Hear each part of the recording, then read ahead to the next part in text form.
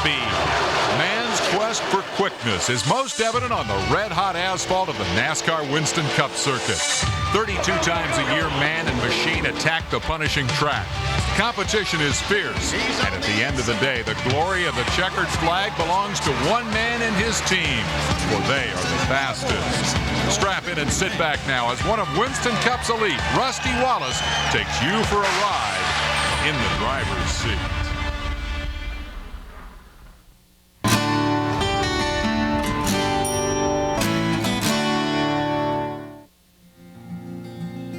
The story starts here, a skyline everyone recognizes, a place with a great tradition for short track racing. That arch, gateway to the west, is also half an oval, and in its shadow, the '89 Winston Cup champion Rusty Wallace got his start. My father used to race flathead Fords back in the old days. He's won a lot of championships and this and that. Our dad always let us help him on the car. We worked on the car a little bit, cleaned it up, and aired the tires up and wiped the tires off. And he'd give us a little stick of white crayon where we could color all the Goodyear on the tires, so the car always looked nice and good and pretty, I guess. It would go on and on. We had a great time back then, and finally, when I turned 15, I was able to get in the pit area. But it was a long time in the grandstands, talking to Mom and keeping those cars clean at home and hanging on that fence rooting for Dad. Well, it's just like any other thing, you know, that it was a family affair, and they were interested in it. They didn't want to do something else. All they want to do is be around cars, you know, anything with a motor in it. Cars, motorcycles, or stuff like that. And they would just go with me all the time. We didn't know anything about racing. We grew up around it. We really didn't think there was anything else. We still think we lived the normal lifestyle and everybody else lived a messed up one, you know? The thing with Rusty is Rusty, from the get-go, when he was 13, 14 years old, he knew about that car from one end to the other. A good friend of ours, Jerry Sifford, he worked at his parts store, and they built engines and they built race cars, and Rusty was very instrumental in a lot of Russ's success in his last few years he raced, because Rusty's the one that did a lot of work to that car along with the other two boys. He was like the crew chief. You know, there was us 3 kids, but he was like the crew chief. You know, him and Dad would talk together, and we'd all rally behind the car and you know, work on it every week. And then it just kind of started fading out. You know, Dad kind of didn't even want to work on the cars at all anymore. And then so Rusty started building his race cars, and you know, things started evolving, and Dad got out, and then we all started jumping in. So Dad had a car that he wrecked a long time ago, and my brothers and I rebuilt it. And when I turned 16 years of age, we put it together. And said, Rusty said, if you get this car put together, I'll let you drive it at Lake Hill the first night that you turned 16. But the big problem I had was that the racetrack wouldn't let me on the track unless I was 18. So the only way I could skirt that is if I went to the courthouse and I got a document saying that I wasn't going to sue the racetrack if the 16-year-old kid went out and got hurt. And we had the judge sign the thing, and he was giggling and laughing and said, hey, son, go have a good time and be careful. So I went to that race, and I've been practicing a little bit. You know, Dad let me get in the car every now and then when I was 15, and he talked me through it. Well, long story short, I had a semi-feature event, and I went out there and I won the semi-feature event, my first race ever. Behind the wheel of a car, I won the thing. So that moved me into the feature event, right? So I get into feature event, and I'm so excited about winning the semi that I forget to put gas in the car, and I ran out of gas with 10 laps to go. Rusty may have been short on fuel, but he had abundant desire. He spent all the time he could out on the track, never suspecting that the key to his first big racing break would be a paper route. We used to deliver newspapers. My father had a newspaper route. Every Tuesday we would deliver what they called the community press. Kind of a paper that was had all full of advertisements, and boy, my brothers and I hated that job. It was terrible. To smell that ink and everything was just incredible. So we used to have to do that, and we wouldn't get back driving those trucks till like midnight on Tuesday night. Here comes this car. You would hear it all over town. Nothing but wheels squealing and no muffler, and just woke everybody up. But when he came to my street, there was a cul-de-sac at the bottom of the hill.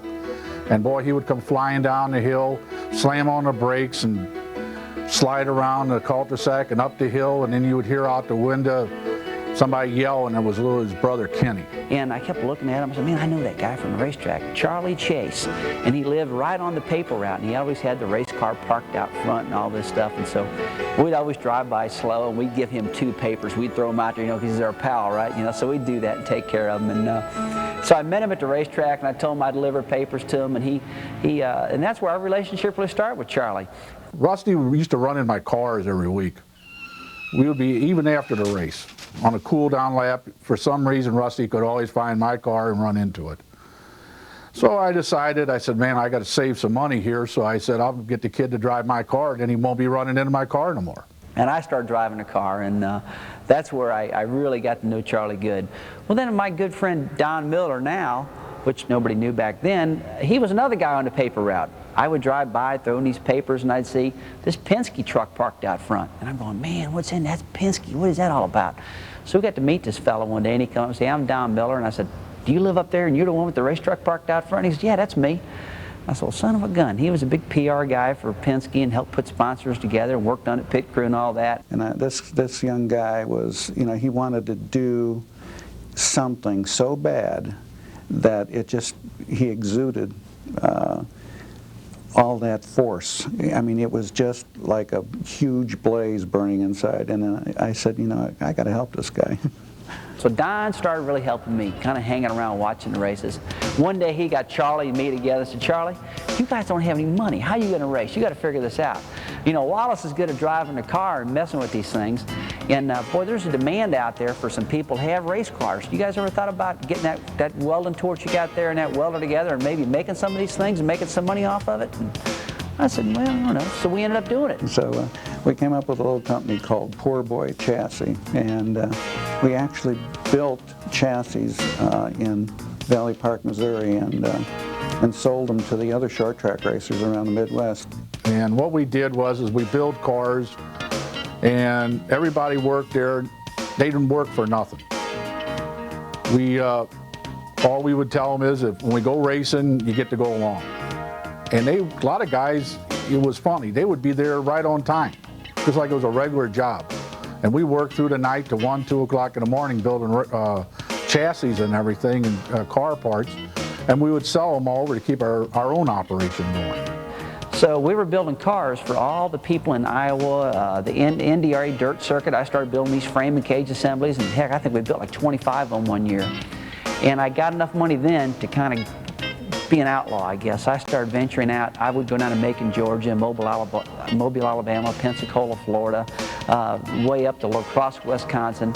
And St. Louis was only home. I was never there. So a normal work day would be, you know, you load up on Thursday night, you have the truck and trailer ready, and you know, as soon as everything was done Friday, everybody went, you know, it was like you could go 5, 4, 3, 2, 1, and about 6 cars would be flying in to the garage from every separate way. They used to have an old truck, they call it the Hilton. It was like a bread truck, and they had a sleeper built in it. And the old Hilton got drug all over the country. It was painted up white. It had chrome wheels on it. We had a trailer we built behind it. It was Rusty Wallace racing, number 66, and man, we took that thing everywhere. It was a square 1-ton box truck, and it was the roughest looking old thing in the world, but it was a great old time. You go down the road, the doors all slung open, everybody got their hats turned backwards, the wind blowing. So, you know, we'd fly on up to the racetrack. There were times that we were so late that we'd be at a rest area because somebody might have had to go to the bathroom, and we'd fire the motor up at the rest area. So when we pulled in the gate, the motor was warm and ready to go. And oh, I can't believe all the crazy stuff we did just to go racing. And there were times that we made all that effort, and the motor might have blowed up in the first heat race, you know, like, oh, well, it's all over. And so the kid from St. Louis headed down the road that would lead him to the Winston Cup Championship. But there was something missing, something stopping him short of victory lane. Rusty didn't start out being an aggressive driver. Rusty didn't have natural talent as far as a race car driver. He had to learn it, and he learned it from Larry Phillips, and then he went on from there. When we lived in Missouri, Larry was our Richard Petty. Larry Phillips won everything there was to win. And he watched me race a little bit, and I used to go hang around Larry just trying to learn something. And one day he decided out of clear blue to build me a car. He said, you know, I think you can be a good driver and this and that, and he turned me into his teammate. He thought I was good enough that he said, I'm going to build this car, and you get the motor for it, and you get the tires for it, and you get some money for it, but I'll build the chassis for you, and I'll tutor you along and tell you how to do this stuff. You see, this kid is, and he's the same way today. He just had the want to, and had the ambition to be a winner. You know, there's winners and wieners, and Rusty was going to be a winner. So Larry built this car for me. We put it together, and the first night out was Springfield, Missouri. I went there for a race at the Ozark Empire Fairgrounds. And we just could not wait for the first race Rusty would ever win in his life. And it was a 25-lap feature. And the story goes like this. Every week, everybody ran Firestone tires, okay? Well, Mark Martin had Firestone tires on, Larry Phillips had Firestone tires on, and we came with some Goodyears. We had all been racing on Firestone tires, and Goodyear had come with a different tire, a new tire, something that we hadn't been exposed to. And right before the feature race, Rusty bought 4 of these new tires and put on the car. And it was one of those nights where Larry and I, we always ran right together, and Larry and I were right together, and I couldn't even see Rusty. He was checked out, gone. And I'll never forget, man, we're cruising along, and this car is flying, and I win my very first race. Rusty takes the checkered flag. Me and Paul Andrews, we jump off the holler. We are so excited. We go running down to victory lane, and here comes Rusty in the race car backwards. The whole front, the car's destroyed. He got so excited that he won the race, he was waving to the fans and doing all that he ran slamming into the wall into turn 1 with the right front. Just, I mean, bent her back up underneath there, and he got her started and fired back up, and he didn't want to get towed in because he was really embarrassed already. Here he is, won the race, and then after the race is over, he's crashed the car. That was all, I mean, you would have had to have been there to appreciate it. And we had to work all night long putting the frame section back on that thing, getting it all straightened out, and me walking around feeling like an idiot because the very next day we had to be in Fort Smith, Arkansas with the car. So that was my first big one that everybody remembers, my most embarrassing moment in racing.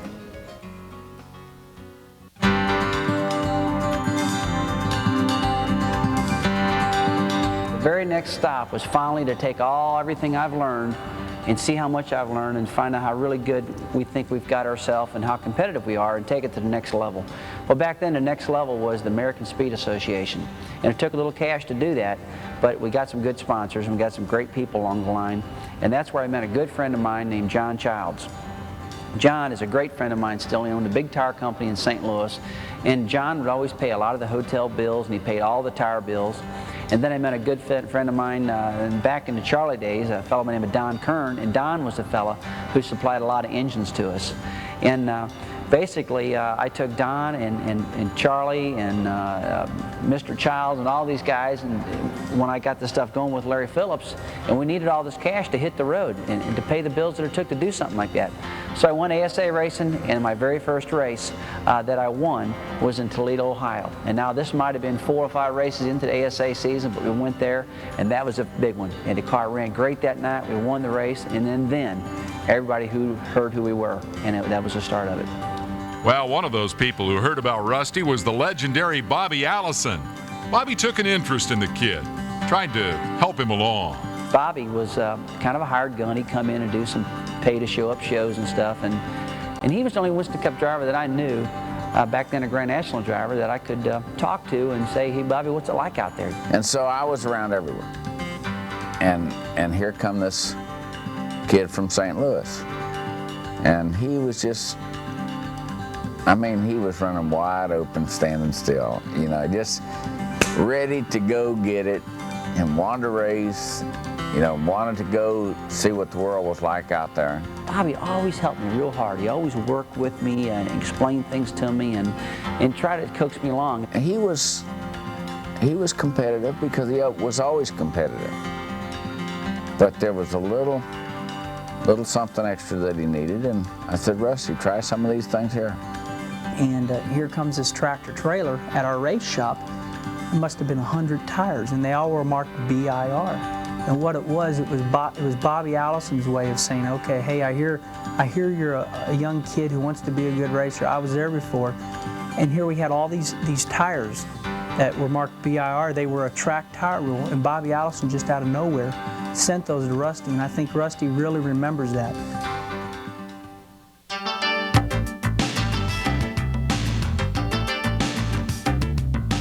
Well, definitely the biggest break I ever had in my life was probably driving that Penske Chevrolet back in 1980. At Penske Racing up in Reading, we had an old 1980 Caprice that had been pushed off in the quarter.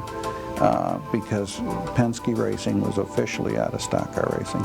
And it was one of those deals where, you know, it was there, it wasn't in anybody's way, but nothing was being done on it. He called me up one day and said, hey, let's go see Roger. So I went and saw Roger, and they had this old Chevrolet Caprice sitting in the corner, brand new Banjo Matthews cars, never been put together. It's on jack stands, just a bare frame.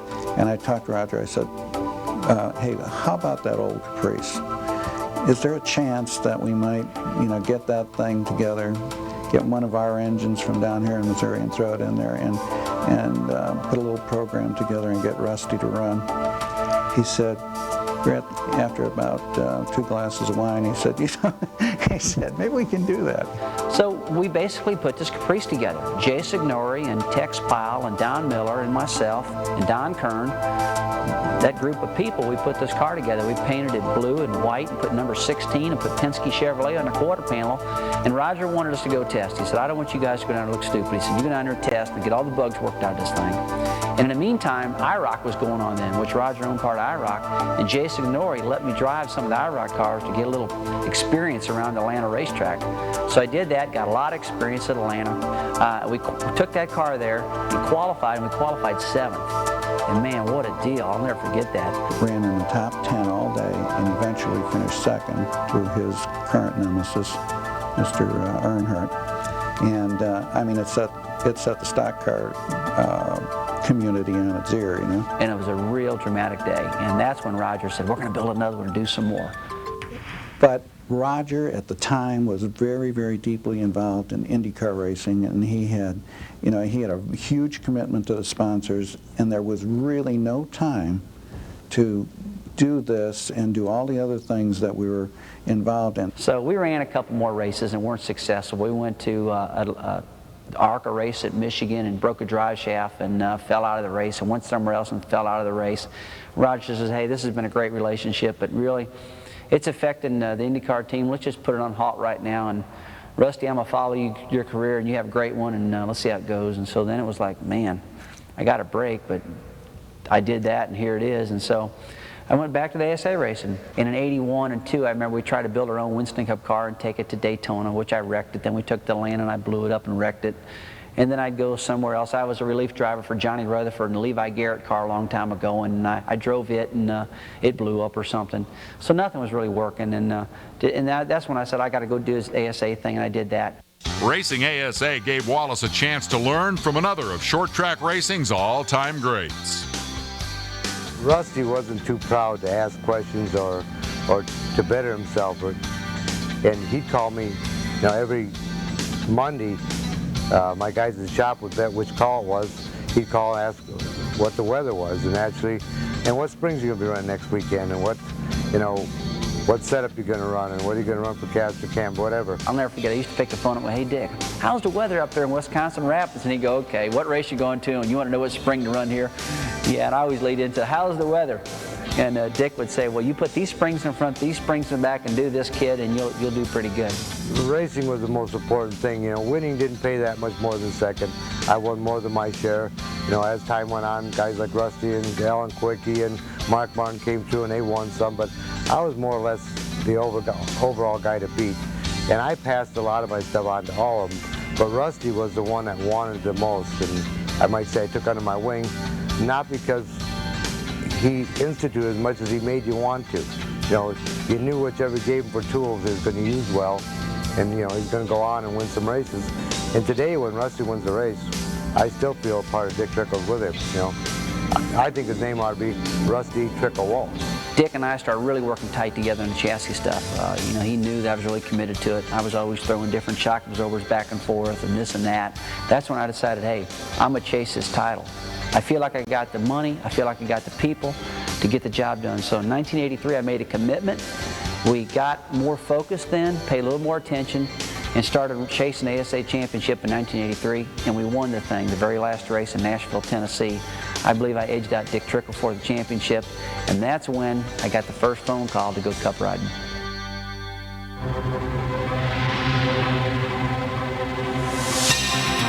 One phone call from owner Cliff Stewart, and Wallace was back in the big show. You know, when I got that phone call from Stewart, okay kid, I'm gonna let you drive this car, and the sponsor's Gatorade, I'll never forget that. That was during the winter. I'm sitting there broke, nothing. Had a, I think it was an 82 Chevrolet Caprice that a friend of mine bought at an auction for me. I didn't have any money in the bank. And he signs me up, and the first thing he gave me was a brand new Gatorade race jacket. Man, I was so proud of that thing. And everywhere I went, I wore that jacket. I'd walk in places that'd be hotter than blazes, and they go, Rusty, what are you wearing a jacket for? And it's like, why yes? I mean, it's my deal, you know? And so I was so proud. And when I went to the Daytona 500, I said, man, I'm going to run all these races. I am finally signed up to be a Winston Cup driver. It was an incredible feeling knowing that I wasn't cherry picking these races and always scraping these deals. I mean, I had a car owner and I was a driver. I wasn't a car owner no more. I mean, my job was to drive the car, take the team to lunch every now and then, and go home and shut up. And that was it. I remember when he first got his ride with Cliff Stewart, he said, oh, Mom, he says, what a load I feel like it's been taken off me, to where he never liked to worry about the money end of it. He just was focused on what he was going to do, and it took the pressure off of him. He got a new kind of pressure that he didn't know was coming, I guess, but it took that financial pressure off of him to where he didn't have to worry about the phone, the rent, the parts bills, all this sort of stuff, and he was into another stage of pressure. Cliff ran all the races. Rusty, you know, unfortunately at that time, as talented as the man was, you know, he didn't even know where the restroom was in half of these places. He had never seen them before, you know, so he needed to get to the racetrack and get a shot at it, find out, you know, what the thing was like, and go. And that's where Bobby really had you know, a lot of input. Bobby told him how to drive it. Donnie Allison helped him. A lot of other guys, you know. This is the way you got to attack this racetrack. Race the racetrack here. You don't race the other guys, and you know.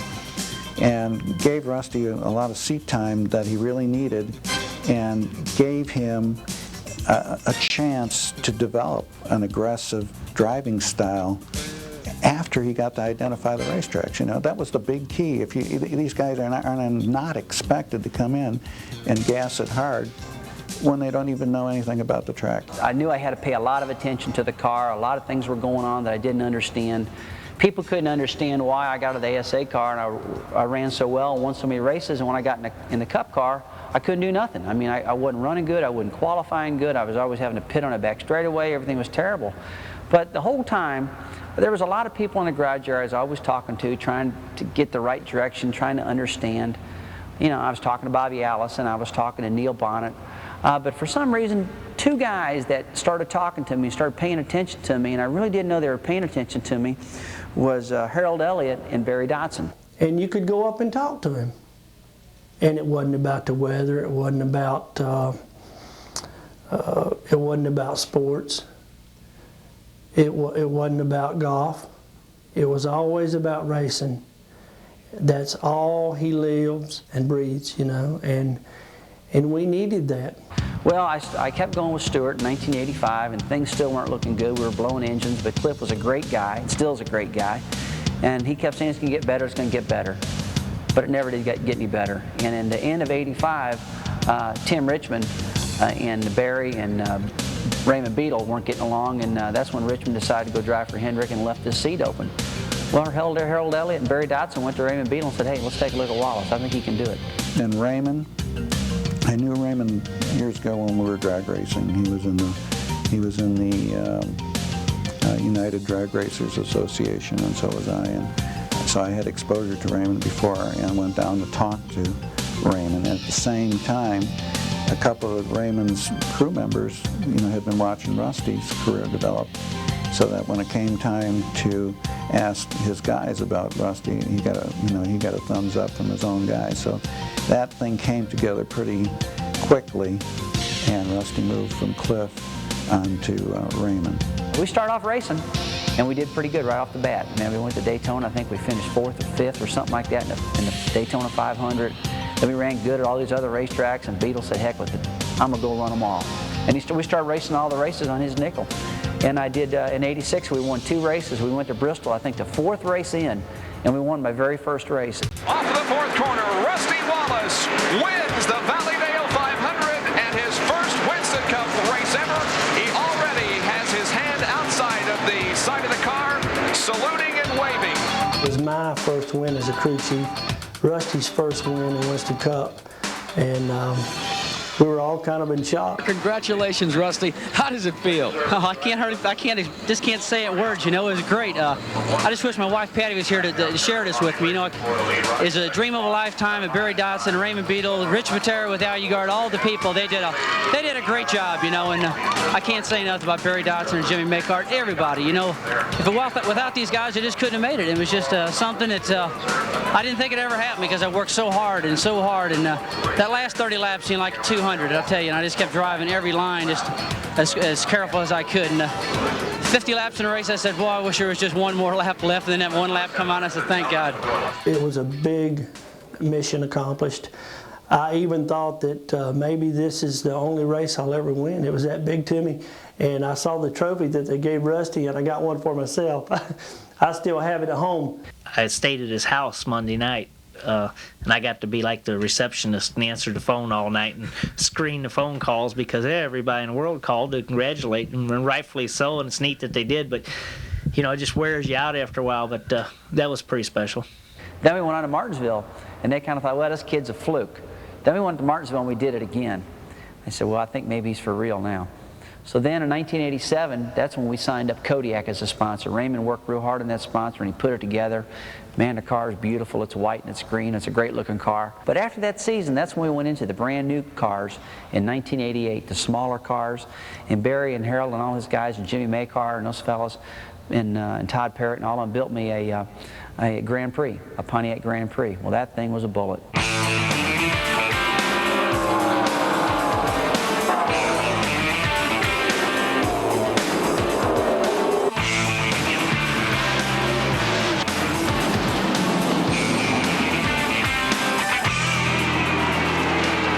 That ended up being a dynamic car for us. Whitney was her name.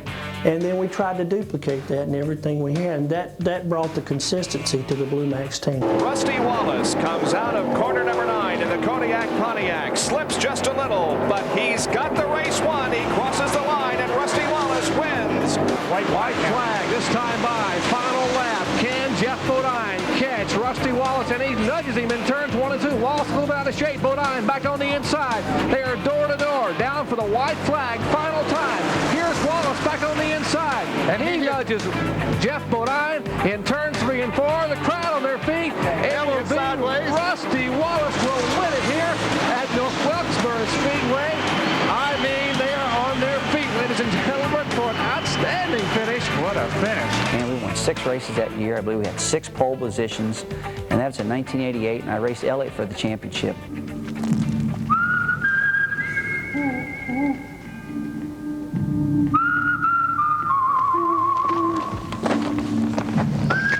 Here you looking for me?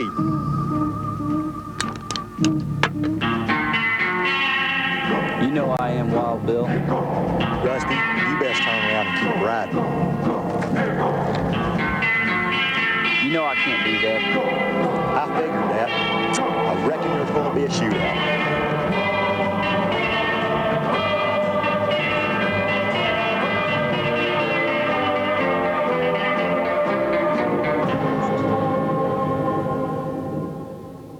I mean, here I go from running maybe 6th, 7th, 8th or something in the point standings to racing for the championship in '88. And with one race to go, I said, man, I got to do everything I can. I got to go to Atlanta. I got to set on a pole. I got to get the record. I got to win the race. And we did all that stuff. Rusty Wallace from Fenton, Missouri is about to win the Atlanta Journal 500. Here he comes off of corner number 4, and Rusty Wallace wins race number 6 of 1988, the final one of the year. It's a celebration in the Kodiak Pontiac crew. They're celebrating the battle victory, but here is the war victory that's won by Bill Elliott. And listen to the partisan crowd here at Atlanta. We're just down the road from Dawsonville, Georgia, Bill's hometown, and he had a tremendous turnout of people here this afternoon to cheer him on to the Winston Cup, and they did so successfully. 88 hurt a lot. We won the race down there, and I knew we had a championship team when we won that day. but everybody acted like they lost. And you could see it in their eyes how bad they wanted it. In the weeks leading up to this race, you and Elliott did a lot of things together. It almost seemed as if you had become friends. Have you? We're friends. We're a lot friends, and it's my turn next year. I can tell you that. I think that I drove hard enough this year and beat on the whole field long enough that I should have won this thing. It's just that my little incident at Richmond got me down and some things like that. But that's racing. I'm going to forget about it, and I'm just going to work my butt off for this team next year and try to bring home this championship. It was good for us maybe not to win it in '88. Trying to win it, being a contender all year and coming up short, I think laid the foundation for '89. Well, at the end of 1988, we made a big decision. We decided that 1989 was going to be our year. And we made the decision to win.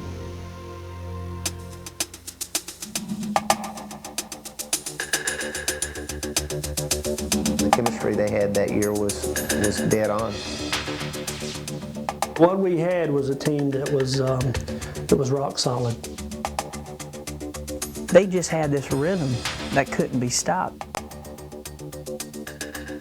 All those guys pulled together when the pulling was needed, and they made it happen, and it was really, really exciting. We know at the end of the '88 season, when I made the decision to win, we started off the 1989 season really on fire. Here comes our leader, Rusty Wallace. Here comes Rusty out. Oh, and Earnhardt is going to beat him, or is he? Oh, a collision on pit road. Rusty Wallace sat on the pole for this race with a record-breaking speed. Here's the white flag. We got one more lap to go in turn number 4. Here comes Rusty Wallace. He wins the Goodrich 500, and second place goes to Alan Kowicki by a bumper. He thumped them on a regular basis. As Rusty would say, he spanked them. Rusty Wallace looking for win number 3 in the 1989 season.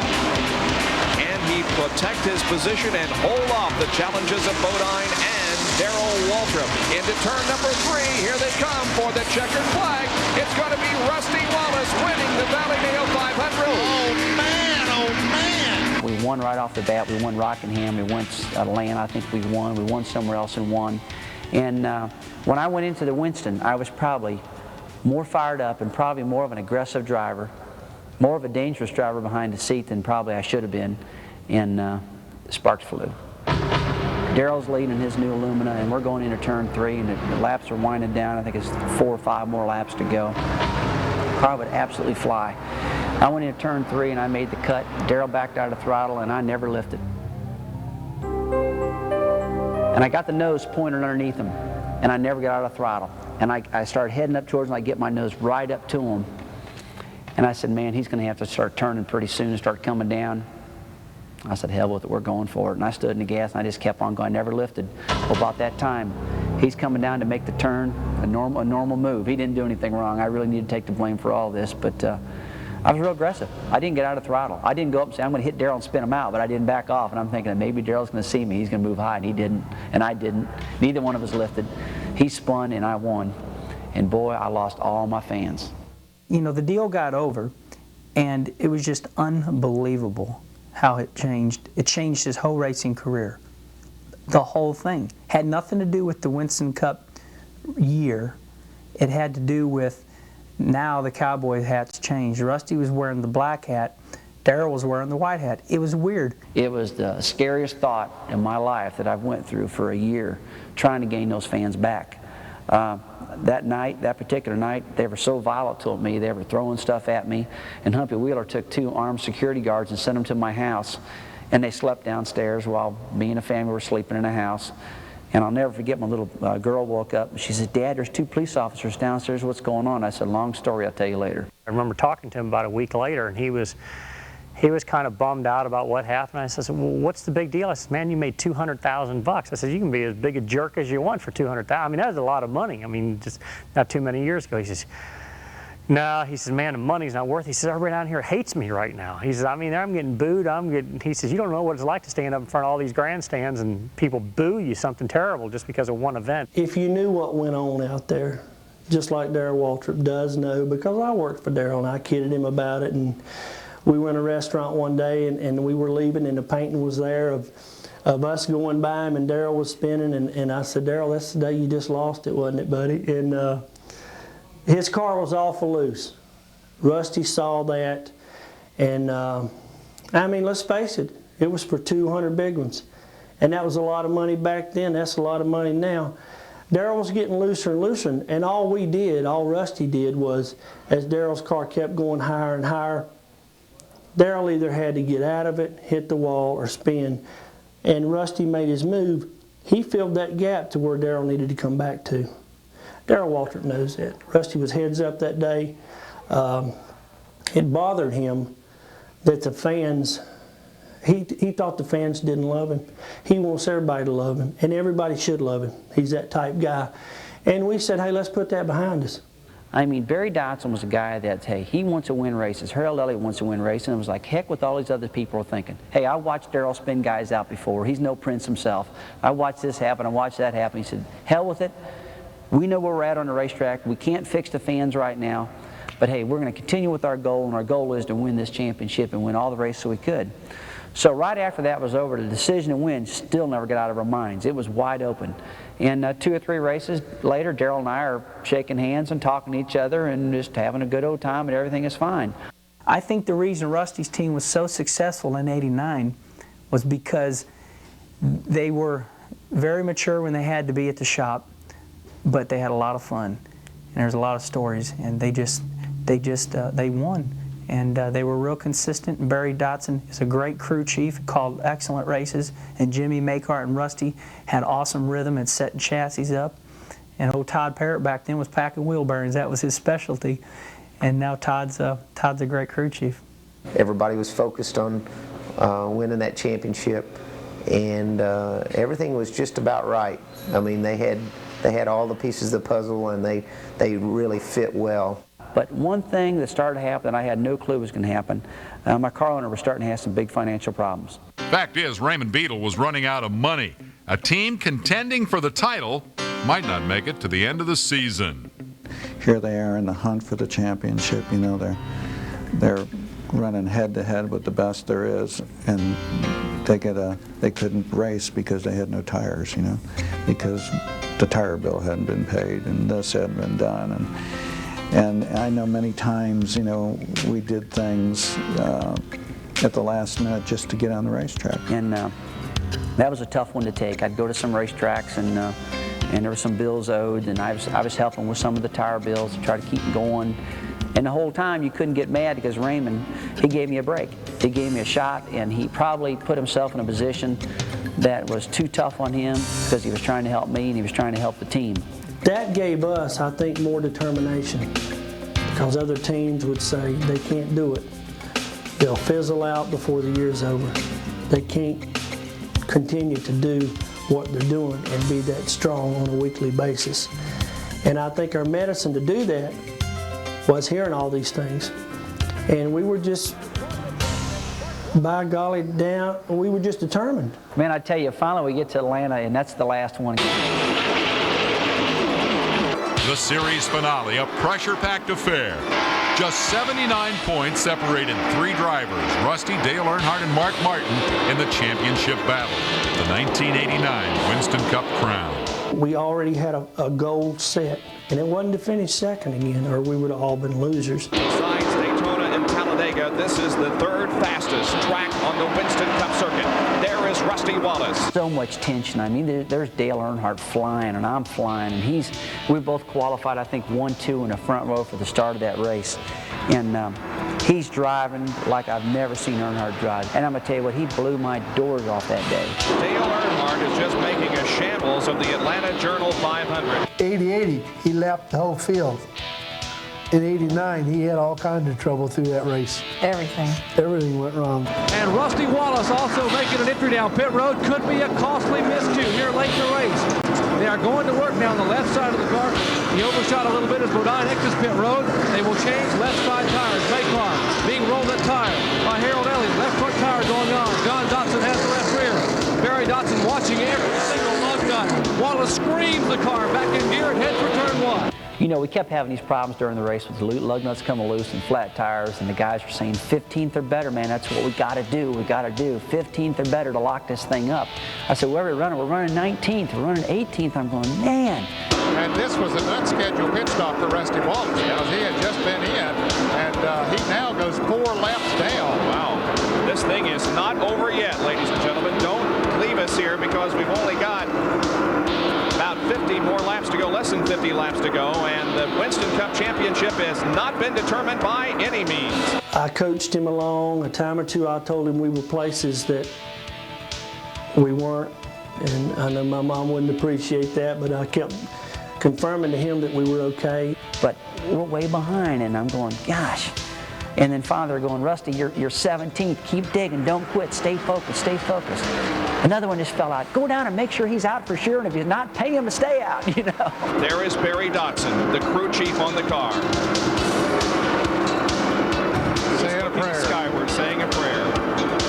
And then finally, 15th. Rusty, you're 15th. You're 15th. You're 15th. Rusty, you're 14th. You're 14th. I said, are you sure? You're not miscalculating. I'm telling you, you're 14th. I cross, start, finish line, and band are all out in the front straightaway. They're all jumping up and down. And I looked, and I said, did we get it? Did we get it? Did we get it? You got it. Are you sure we got it? You got it, man. No doubt about it. It's done. Get her on in here. The party's starting. Rusty Wallace wins the Winston Cup. And I came down pit road, and there we are. I'll never forget that. It was a real deal that night. But God, I mean, I wore a battery clear out in that radio. I could have wore out 10 batteries in that radio asking, are you sure? This is the reaction that Rusty Wallace had when he got out of his race car underneath the banner showing him as the 1989 Winston Cup champion. He wasn't a bit happy, was he?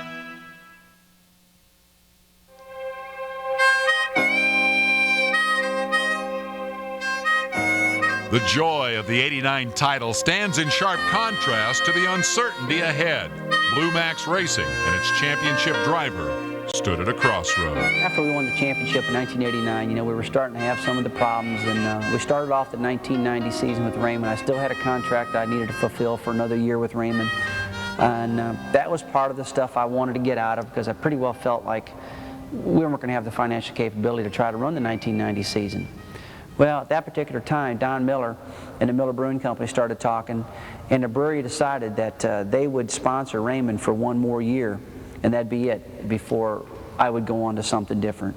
So the brewery sponsored Raymond in the 1990 season. We won 2 races that year, and everybody pretty well knew the team was going to fall apart by the end of the year. And it was tough holding on. It really was, because we knew this was something that was going to come to an end.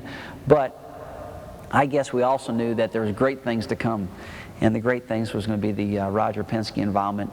Roger Penske had been very impressed with Rusty back in 1980, but the timing wasn't right. A decade later, the timing was right.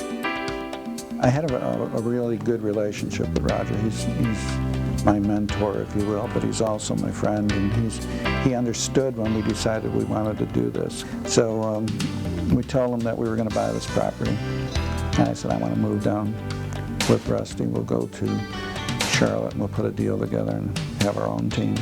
Roger kind of kept an eye on it like he does everything, you know, and I can't even remember what the day was, but he called up and said, hey, you're really serious about this, aren't you? And I said, yes, absolutely. And he said, how about we all getting together and doing it together? And I said, hey, tomorrow. Would that be too soon? We basically, at the end of the 1990 season, decided that we were going to start Penske Racing with Rusty Wallace as driver and Rusty Wallace as a parked car owner. Amid great expectations, Penske South took to the NASCAR tracks. In the first 2 years, Rusty and the team won 3 races and established themselves as a force for the future. Here they come off the corner. They're side by side. It looks like Rusty Wallace is going to win by about a half a car length. Confidence in the team was growing. Expectations for '93 were high.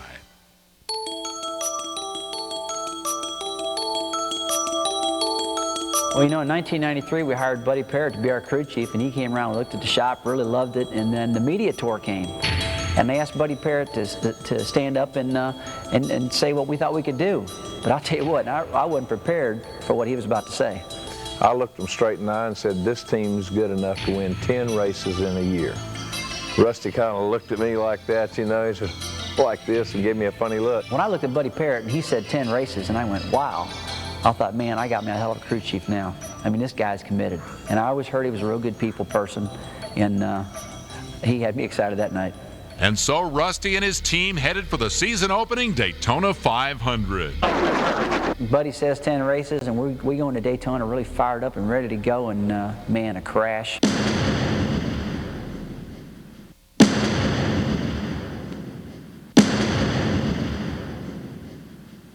We just came out of a pit stop, and I've come off of turn 2 there, chasing everybody back down. And I see 2 guys get together at the top of the racetrack, and I see them fly to the bottom. As they're coming down, I'm going to try to outrun them. I got the whole car by them, and I felt this big hit in the right rear quarter panel. And I got hit so hard, it turned the car on its side on the reverse way that would normally happen. I went driver's door down. And all of a sudden, I just hear this real quiet thing, and all of a sudden, thub, thub, thub, and then real quiet again, and then thumb, and I'm waiting for the big one. Well, thank God the big one never came.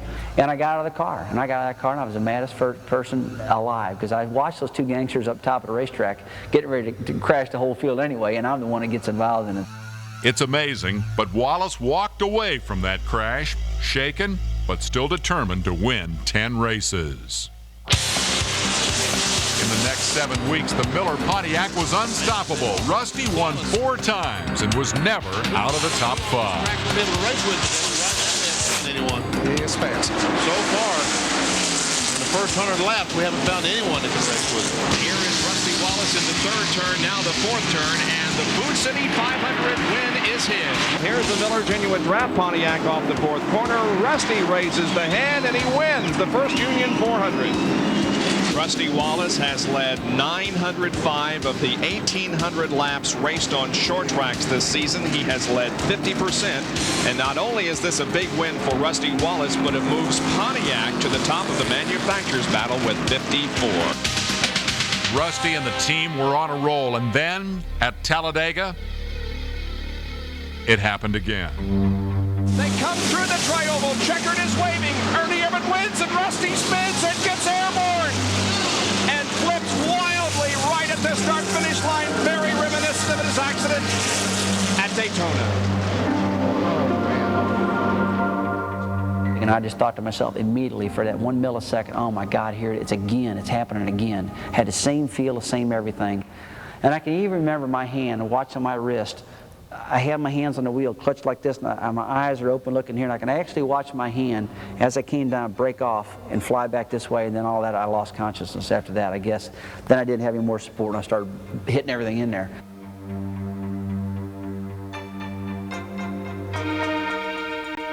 During those 2 crashes, he was hitting his stride. He was running awesome. You know, he was leading the race, running in the top 3 in both the races that he crashed. And when I seen those flips, and I was in both of those races, both of them were in '93, I'm thinking, oh man. Nobody really knew his condition. The Penske organization people were calling him Mom. I'm calling there, the hospital, trying to find out if he's okay or what's wrong with him. I was at the Lake of the Ozarks, and she was at home. And we could tell the way the car was hitting. It wasn't freewheeling, it was hitting hard. And I says, he's hurt. And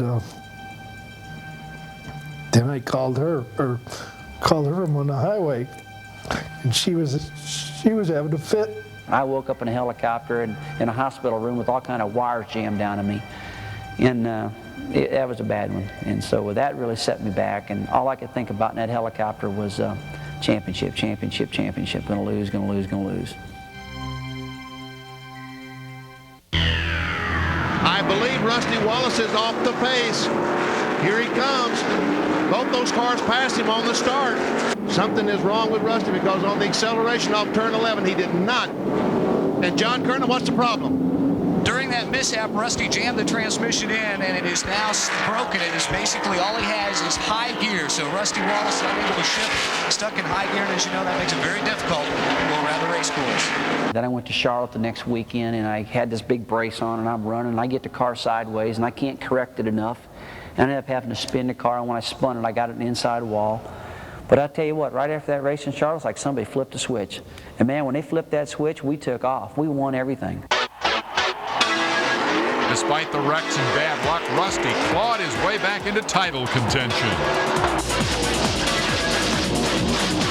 The top 2 in NASCAR Winston Cup points right there. Here we go. It's getting tight between Earnhardt and Wallace. The number 2 car is first, and the 1 car is second. Rusty would say number 2 on my car, but number 1 in your heart. Here comes the Miller Genuine Draft Pontiac off of corner number 4. Rusty Wallace has won the Tyson Holly Farms 400, his 8th win of the season, and his 29th career NASCAR Winston Cup victory in 296 starts. It was an easy deal. It really wasn't hard to win races over there. Rusty was a real winner. You gave him a car to win the race. A lot of times you give him a car that wasn't supposed to win a race, and we still won. I'll never forget getting on an airplane one time with Don Miller. We were leaving Dover, Delaware. We're getting on my King Air, and I told Don, and we were happy. We had a beer in our hand, and I told him, I said, man, I'm gonna tell you something. We are like in a zone. I said, it feels easy. I said, every time I go out there, I don't know who the heck can outrun us. I feel that strong. It was like total magic. There was no way that we would go to a racetrack in 1993 and think that we were not going to win. I mean, it was like, okay, you guys, you better, get your toolboxes on wheels, because we're coming in here and we're going to kick your butts, and that's the way it was. Going into the last race of the year, the Winston Cup Championship was still a possibility. Though Rusty trailed Dale Earnhardt by 126 points, hey, this was Atlanta, the site of his first career start and his Winston Cup title. Anything could happen. Look at the crowd that's gathered here as we watch to find out who will win not only this race, but the Winston Cup Championship for 1993. Oh, there goes Rusty. Earnhardt sliding up the racetrack and allowing Rusty Wallace to take over the position.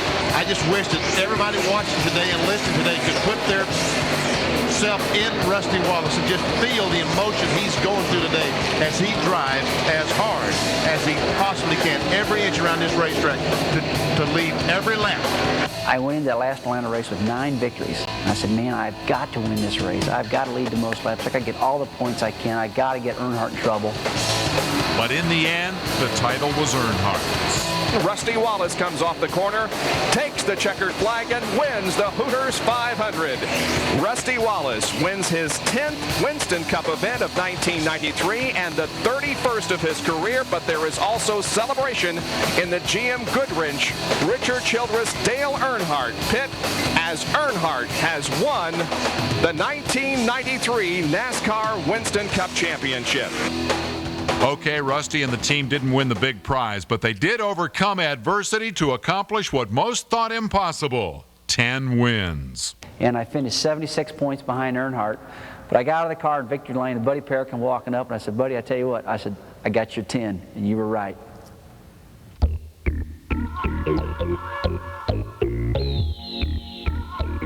You know, after we won those 10 races in a Pontiac at the end of 1993, we kept looking at the competition. The Fords were running awful strong, and it didn't look like the Pontiacs were going to get too much help, and we kept having to look at that. Well, at that particular point, they formed a new corporation called the Motorsports Technology Group, which took Pontiac and Chevrolet and Buick and Oldsmobile and grouped them all together. Well, I really didn't like that deal too much. I kind of liked Pontiac having its own program. Everything wasn't working real good. And make a long story short, we decided, even though we won all those races, that our future was with Ford Motor Company. I switched to a Ford. Everybody thought we'd fall flat in our face. Everybody worked hard at that shop. We won 8 races that year. We didn't fall flat in our face. We won a lot of races. And so I believe it was the right call. It was a real controversial call, one that the fans still come up to me saying, are you ever going to go back to Pontiac? From 1993 through 95, no other Winston Cup team won like Penske Racing South. Rusty and the team were first to the checkered flag a remarkable 20 times. 1996 brought 5 more victories, though bad luck and inconsistency plagued the team. And for the first time in 3 years, Rusty finished outside the top 5. I look back at the year right now and say we missed here, we missed there, but we're a lot smarter team right now. I think one thing I feel so good about leading into the next year is that all the people are stable. They're all there. Nobody's going next year, nowhere next year, and I know what I'm all about. There's a lot of times I'll start the year off not really knowing what life's going to present to us. It's absolutely a championship team next year based on a lot of things. Based on the engine program, it's sound. Based on I've signed my crew chief, Robin Pemberton, for the initial 3 years, and him and I are like best friends. We get along great. They know who their driver is. I know who our sponsors are. We'll probably have some new colors for next year. There will be new colors for next year, but I look at the big picture, I can see a lot of light at the end of the tunnel, and I see a lot of reasons why we should win the championship in 1997.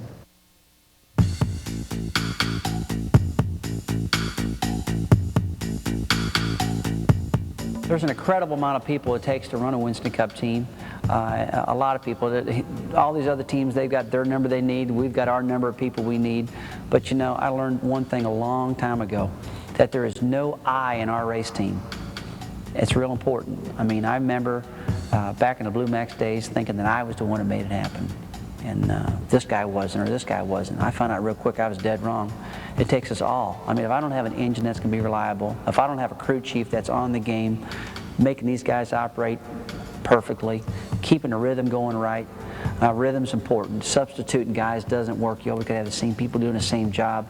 I mean, you'll never ever catch me saying, hey, I did this or I did that. I hear somebody saying I set them right down, because it just doesn't work. It takes the whole combination of people to make it work correctly.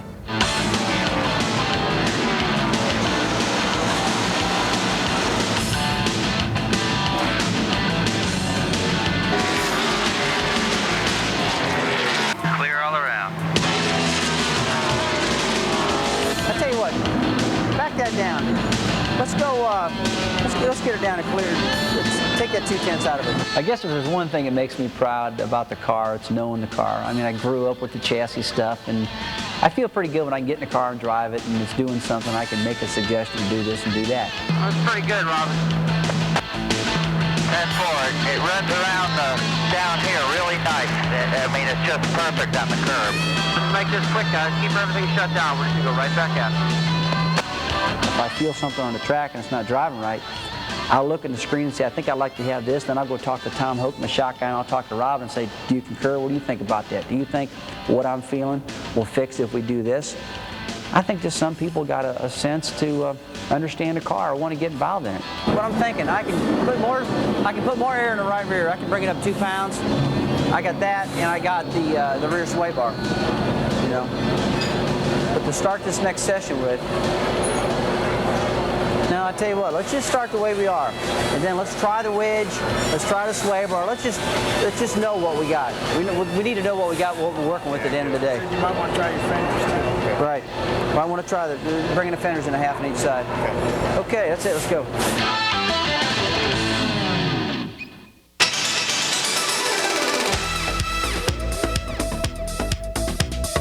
The popularity of NASCAR Winston Cup racing has exploded as more and more fans from all over the country clamor to watch the fastest growing sport in America. That sport once thrived only in the southeastern United States, but it has now gone global, reaching all the way to Japan. You know, Winston Cup racing's got so big, and it's just going to continue to grow. And you know, now we're going to Japan. People say, "Why are you going to Japan?" We're trying to bring worldwide attention to our sport, which we're all so proud of. You know, I went over there and looked at the facility. I toured the place. I took a show car over there and drove around it. Put a little mock-up exhibition race on with myself and Dale Earnhardt, and found that, hey, this is going to be a good race. We're going to be able to put a great race on over there. Suzuka Circuit is going to be a fun race for the fans, I think. And basically, we want to shed the light around the whole world about what we're about. Now, Rusty showed the Japanese what he's all about. He won the NASCAR Suzuka Thunder Special. So where does a Winston Cup champion find escape from the racing grind? At 10,000 feet. Boy, it's like I can just purify myself when I jump in that airplane. I feel so good when I bust ground and I just get above those clouds. And one of the neatest feelings in the world is taking off and your IFR, you're socked in the clouds, and you break out on top, and it's raining, it's misty, it's terrible, and it's cold, and all of a sudden you pop out, and it's the most beautiful sky you've ever seen up there. Just clear as a bell, and you're right on top of the clouds. Hey, how you doing? Welcome to our hangar, Diamond Aviation. This is where Kenny Schrader and myself keep our airplanes. We try to keep under lock and key, and this is where the race team meets us every Thursday when we take off to fly to the different racetracks around the country. So come on in, I'm going to show you around. Diamond Aviation is a place that myself and Kenny Schrader put together to house all our airplanes. This particular airplane here is a Cessna 172 that my son Greg flies a lot. It's a plane we bought 4 or 5 years ago to kind of teach him how to fly and just to spend a little time in and have a little fun in. This is something we don't use for business. This airplane over here is Kenny Schrader's B-58 Baron that he flies back and forth to races and does a lot of his appearances with. But Diamond Aviation is a facility that we built that we like to keep nice and clean, and we keep all our airplanes in here to keep everything under lock and key, so it really works out great for us. Hey guys. Hey boss. Hey boss. Hey Captain. Ron. This is Bill Brooks, our chief pilot, and Ron takes care of the whole facility here, and Bill takes care of all the airplanes. And as you can see here at Diamond Aviation, we feel like we've got pretty well everything covered. We'd like to keep everything organized, nice and clean, and these two guys know the way I like my stuff and the way Kenny likes his stuff. And we've had a lot of flights around the country, and we haven't had any problems yet, and I hope we never have any problems, but we keep our equipment really nice. Well, come on board with us. We're going to take a ride. It's going to be a lot of fun.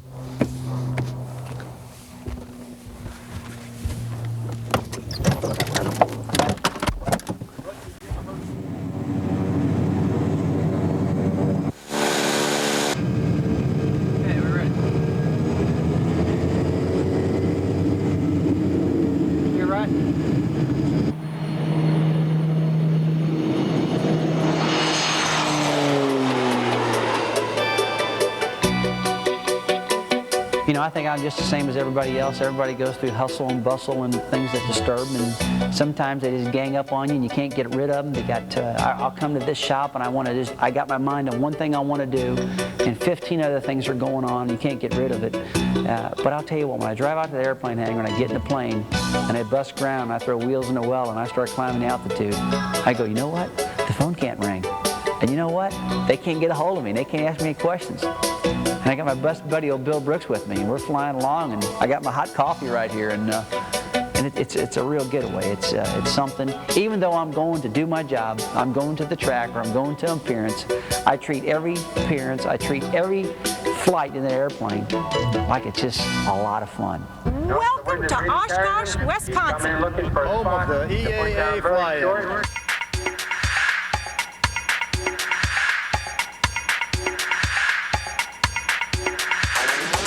Oshkosh, Wisconsin. Every year, aviation enthusiasts from all over the world gather here for the Experimental Aircraft Association's annual fly-in.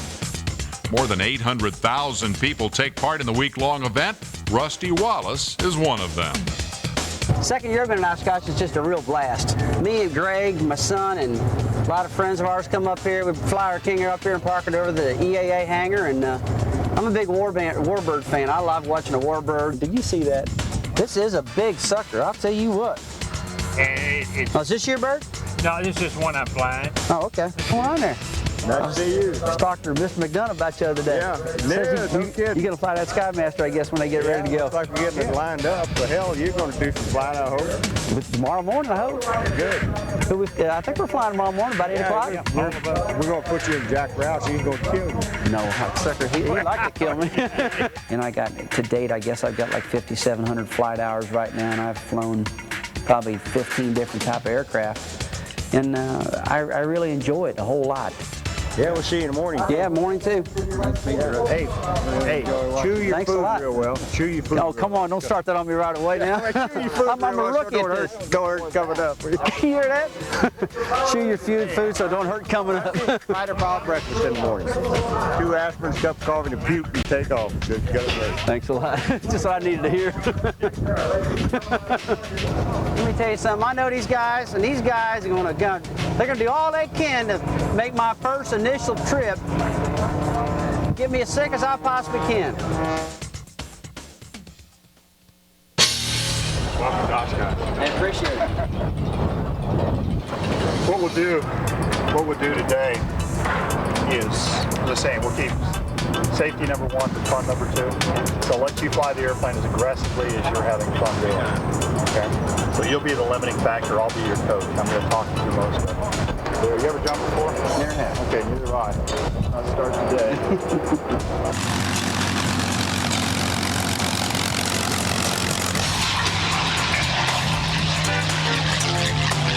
I go to Oshkosh every year if I possibly can. This past year I had a great time. I flew with Chuck Yeager in the P-51. And we flew formation with Jack Roush was flying, Yeager was flying, I was flying an airplane called the Crazy Horse and another P-51, and 4 of us up there, and it was like a dream come true for me. Today, Rusty Wallace was our victim, and I worked with a lot of talented people. He's one of the guys that has the real smooth hands. Nice job, boss. Nice job. That was wonderful. Hands of a pro. We did a lot of maneuvers out there, and the thing I enjoyed so much that he talked you through everything. There was no surprises, and every time you did a maneuver out there, you knew what was coming up and how to control it. We get to do some really neat things with these airplanes, but probably the most special is just like today, sharing with somebody else that's never had a chance to fly the airplane. I've never, and for my first time in my life, I sat in a 51 yesterday. I just sat in Jack's airplane, and to get in that thing, feel the cannon come overhead, like that, put fire in the hole, and off you go. It's pretty cool. You see some real beautiful things here, and it's a real leisure time for me, and I had a great time today. The day was my highlight of my aviation experiences, I'll tell you that.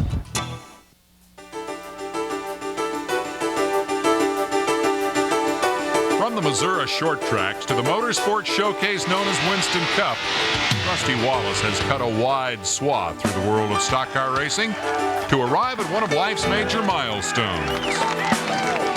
I'm 40 years old right now, and man, there's something about that age. I guess, I don't know, people always make fun of it, but I'll never forget when I turned 40 halfway through the year last year, and myself and Robin Pemberton had this big birthday party they threw for us. I'm laughing about it, but inside I'm going, man, I don't know. And I remember I had a trip with down to Daytona, and I had some things bugging me I wanted to talk to Bill France about. It's one afternoon, it's just me and Bill and Don Miller. And he said, now kid, you gotta remember one thing. He said, you won all these races, he says, but you know, your career, I've watched this, went right up here, and now you're right here. He said, I can't tell if you're at the top or starting to go this way. And that really woke me up. And I said, hey, I'm 40, but I'm still going that way. You know, we've always been in a position to win races, and it's just not me. It's the team, the engine builders, everybody that makes it happen. There's a lot of guys still left at this shop from the original crew. We've gained some, we've lost some, but the main group of guys are still here. And, you know, we haven't won a championship since 1989, but we've been there many times. Heck, you know, we could have won 4 championships if everything went right. I remember at one point in time there, we won 20 races at one time. I remember looking at it right now and saying, you know, I guess I still look at it and say, the thing I'm so proud of, if you look back at this team since its conception back in 1991, there's been no team win as many races as Penske Racing's won. Right now, as a driver, I'm sitting there with 46 victories. I didn't think I'd win 46 victories right now. And when I won the championship in '89, I thought I'd win at 90, and I thought I'd win at 91, but it didn't happen. And sometimes you got to sit back and regroup. Count on Rusty and his team to do just that, and in 1997, look for them in the thick of the chase for another Winston Cup championship. Well, folks, there's one thing I know for sure. If you make the decision to win, you can do it. I know I made the decision and I did it, and I'm going to do it again next year.